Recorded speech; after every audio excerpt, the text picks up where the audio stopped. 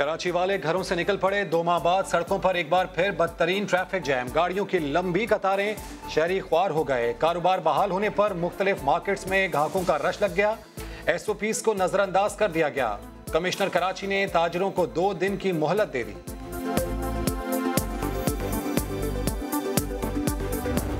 वो peoples party जो मुझे याद है, वो जुल्फिकार अली भुट्टो की पीपल्स पार्टी वफाक की बात करती थी। वो बेनज़ीर भुट्टो की पार्टी वफाक की बात किया करती थी। और आज मैं सूबाई तासुब की बू जब देखता हूं तो मुझे तशवीश होती है। हमारी सोच इलाकाई नहीं विफाकी है। आज पाकिस्तान को किसी सिंध कार्ड की जरूरत नहीं। तासुर दिया गया कि सिंध से नाइंसाफी हुई है, ये सरासर गलत है। वजीर खारजा शाह महमूद कुरैशी का कौमी असम्बली इजलास से खिताब, कहा एहसास इमरजेंसी प्रोग्राम में सिंध को सबसे ज्यादा हिस्सा मिला। 26 अरब रुपए 23 लाख खानदानों को दिए गए। शाह महमूद कुरैशी का कहना था सिंध में 12 साल से मुसलसल पीपल्स पार्टी हुक्मरान है। नून लीग को 10 साल पंजाब की खिदमत का मौका मिला। 18वीं तरमीम के बाद हेल्थ सेक्टर सूबों की जिम्मेदारी है। इतनी ज्यादा जरूरत था कि हमारा वजीर आजम पूरा मुल्क को लीड करता, हमारा वजीर आजम पाकिस्तान का वजीर आजम बनता।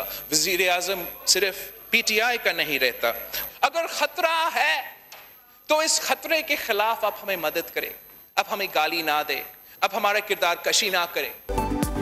बिलावल की वफाकी हुकूमत पर कड़ी तनकीद, कहा काश इमरान खान PTI के नहीं मुल्क के वजीर आजम बनते।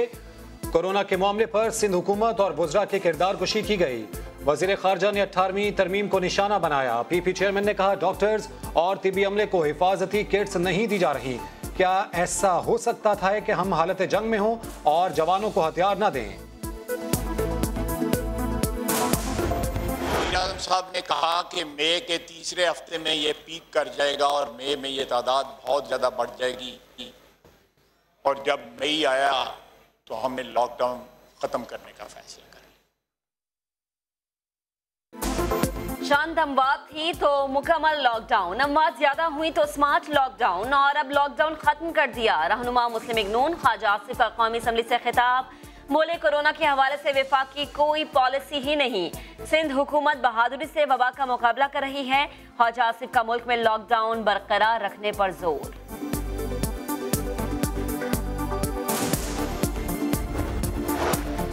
कौमी असम्बली के इजलास में deputy speaker Qasim Suri corona से बचाव के लिए फिक्रमंद नजर आए। पार्लियामेंट हाउस में कायम कोरोना टेस्ट सेंटर का दौरा किया।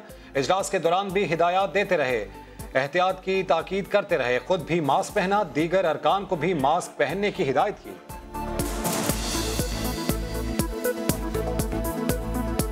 या एक एक निशिस्त का फासला रखें और गौर से इस बहस को सुने। आप मास्क भी पहने और जिसने अगर मजलिस करनी है तो ईवान से बाहर चला जाए और वहां पे मजलिस करे। बैरून मुल्क से आने वालों का फौरी कोरोना टेस्ट होगा। मुआवने खुसूसी मोईद यूसुफ की मीडिया ब्रीफिंग, कहा कोशिश होगी टेस्ट का नतीजा भी जल्द दिया जाए। 31 मई तक 10,000 से ज्यादा पाकिस्तानियों को वतन वापस लाया जाएगा। इस हफ्ते सियालकोट एयरपोर्ट भी फाल हो जाएगा।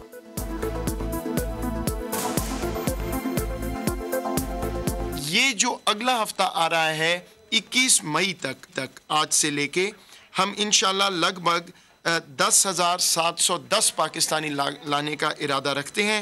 22 ममालिक से ये पाकिस्तानी वापस आएंगे। वज़ीर तालीम शफकत महमूद की ज़ेर सदारत इजलास, तलबा को बगैर इम्तिहानात प्रमोट करने का फैसला ना हो सका। शफकत महमूद कहते हैं 29 तालीमी बोर्ड से मुशावरत के बाद हतमी फैसला होगा। तमाम बोर्ड इम्तिहानात कैंसिल हैं, इस पर कोई अभाम नहीं। इम्प्रूवमेंट प्राइवेट और दोबारा इम्तिहान देने वाले तलबा से मुतालिक फैसला जुम्मे को होगा।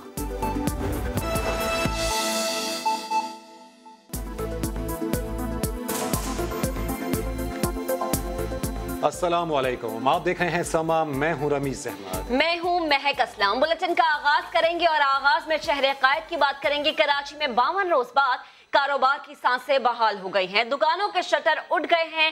ताजिर खुशी खुशी तवील अरसे बाद कारोबारी मराकज में पहुंचे। यासिर हुसैन की रिपोर्ट देखिए।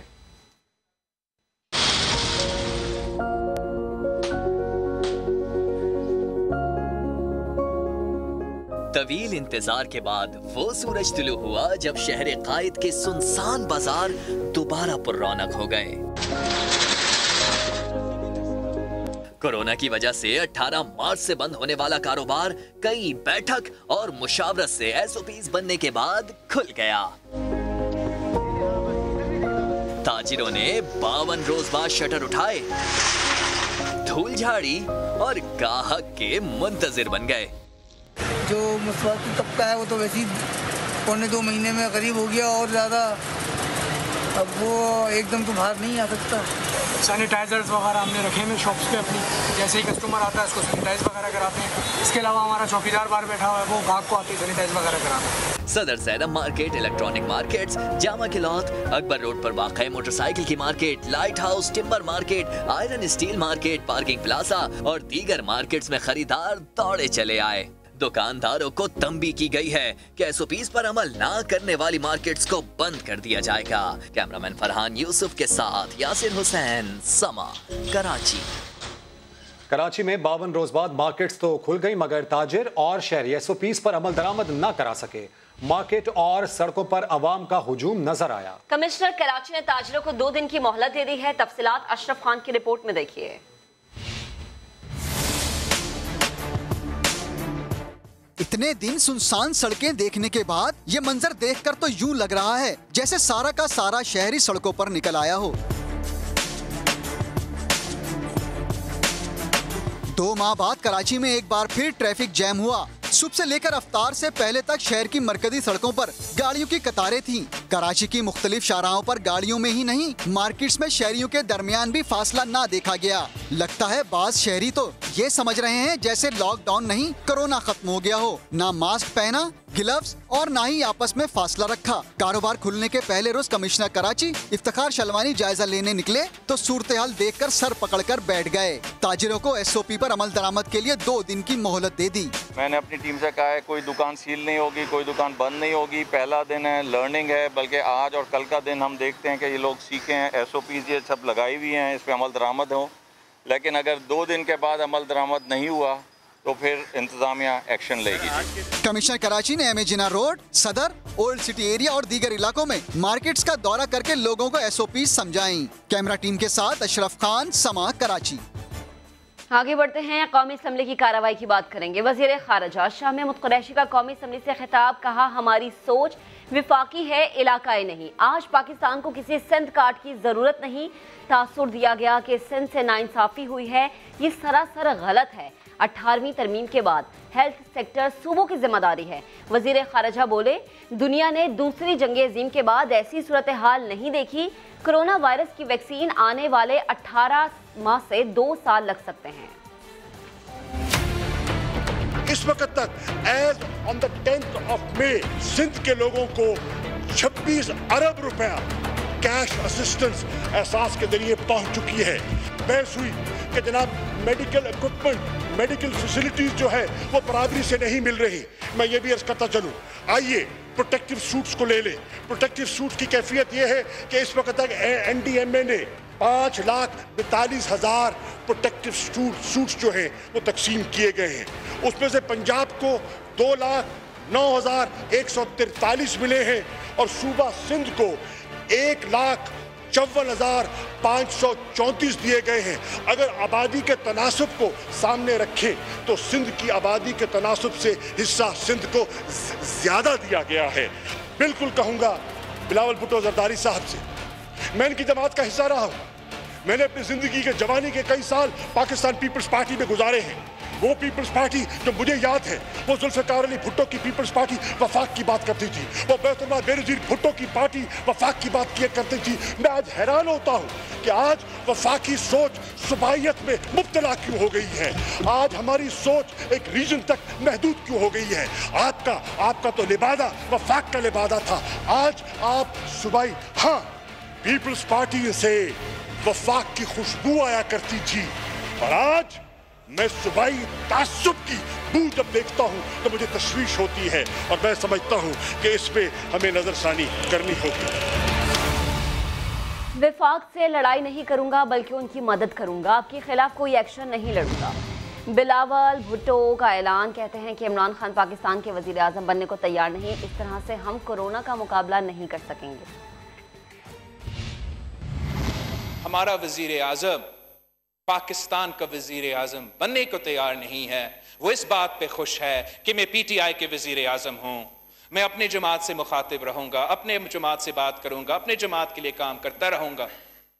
इस तरीके से ना रियासत चलता है, ना वफाक चलता है, और ना ही हम इस वबा का मुकाबला कर सकेंगे।